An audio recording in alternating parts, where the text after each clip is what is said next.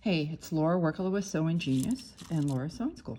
So here I wanted to show you how I match these up. I gave myself a pretty big margin here.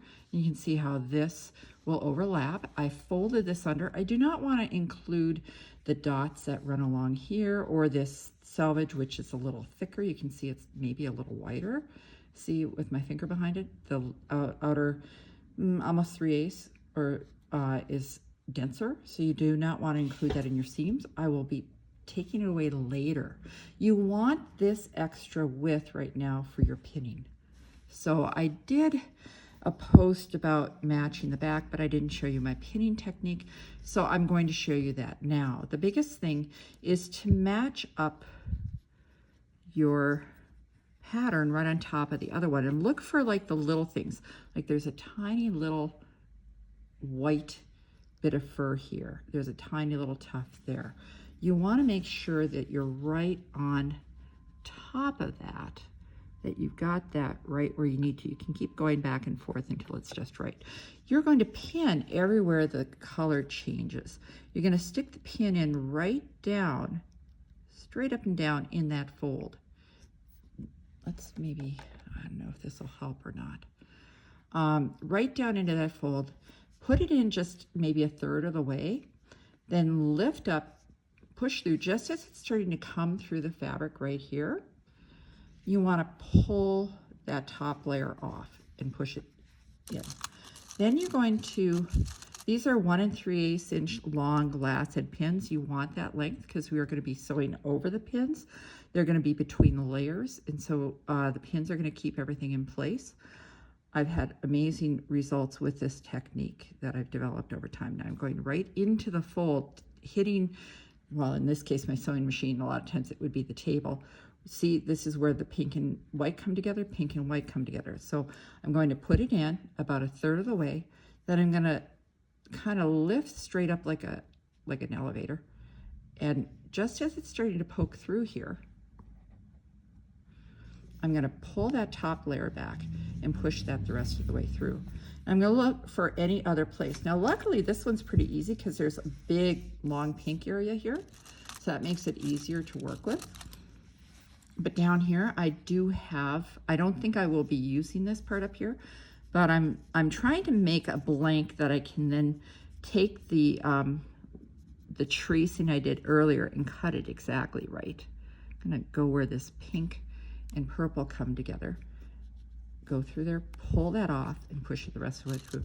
You will see what this looks like after I finish doing this pinning, because we are going to open this up and sew it. Okay, so I'm going to go like that, pull that off, and push it through. So now I'm going to go down here. So I'm matching all the places that need to match. So I'm going to match where the green and the kind of lavender back, pinky lavender back is. So I can see there's this little protrusion of this leaf right here, and then there's that protrusion right here.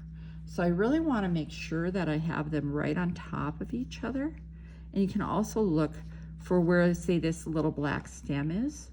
Okay, so I'm going to go here where that starts, push a little way, pull that top layer off, and push the pin a little further in. I'm going to go down here. I know I'm not going to need the bottom of this, so I don't do this in the air because I want to make sure that I get it just right.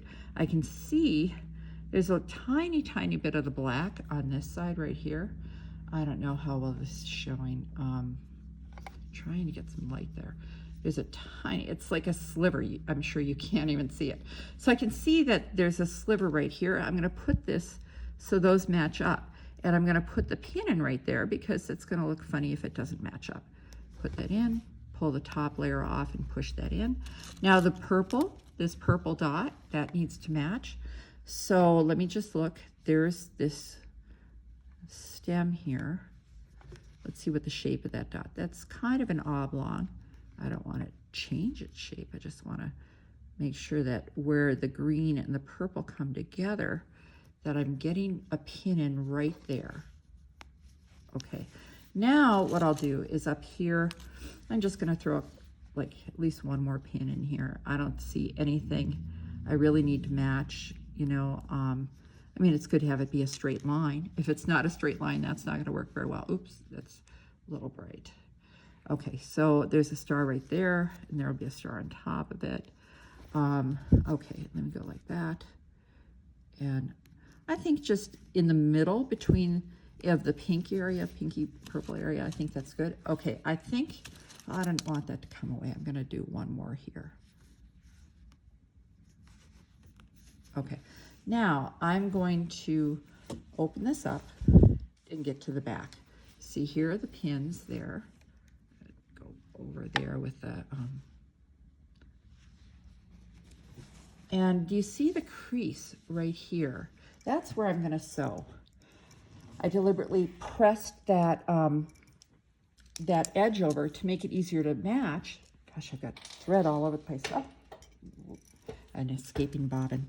I'm going to mark because sometimes the way the light is, you can't see the crevice as well. So I'm just going to lightly mark with a friction pen. So that's Frixion by Pilot. I know some people don't like to use them. This is an inside seam, so I don't see how that can be too much trouble. Friction, Frixion clicker. You can get them like at the drugstore or office supply, or, you know, I mean, I live in a small town now of 8,000, and I can buy them over at Walgreens, you know. So anyway, so they disappear with the heat of an iron. This is on the inside. I'm not worried about it. I just want to make sure, I'm worried about catching it in just the right place. I can see little tiny dashes of silver where the pin is going through. So you see the pin is just barely catching that fold. And it's because it's barely catching, I can lay this back and still sew without taking the pins out. Now, I do believe in taking my pins out, you know, before I sew over them, but in this case, it's not going to work if you take them out. Things can slip too easily, and I'm not going to be using my walking foot on this. So let's see, this is, I might shorten my stitch length to maybe 2.3. All right, so that's right in the center. All right, let's see if we can get a better, clear picture of that. I know it's off to the side, but we're going to do what we can. Just a little. I tend to sew rather slowly when I'm doing this, and I also feel for the pin heads to make sure the foot's not going to hit them. I think that the older machines, like we might have grown up on, had deeper feed dogs, so they would go over the pins more easily. But I don't think that the feed dogs nowadays are quite as deep, and so sometimes when you're sewing over pins, it can make things go crooked.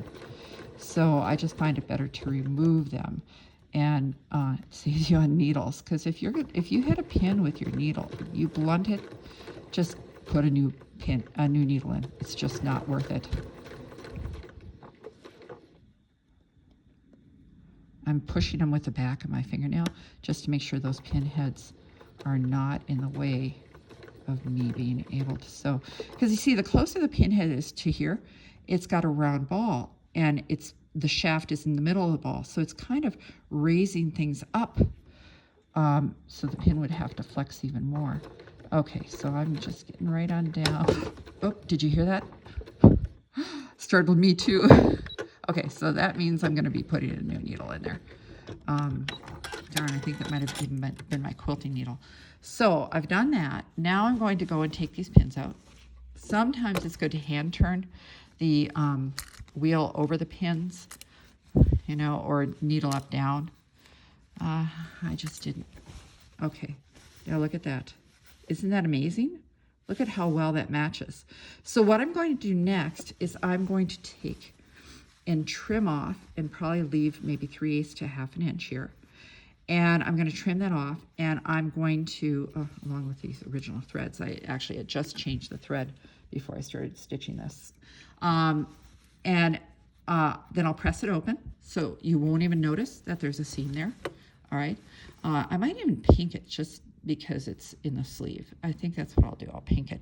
And then I'm going to lay that traced paper over it to get the exact placement, so that when I put this on the back of the quilt, I'll be able to match the pattern. Now, one thing that I did notice is that all the quilting I did shrunk the quilt, meaning it also shrunk the backing fabric. So I think I'm going to spray this and try and shrink the fabric a little bit, because you'd be surprised how much quilting fabric can shrink when it's washed. So I'm hoping I can shrink it to fit the back of the quilt better. So let's see how that goes.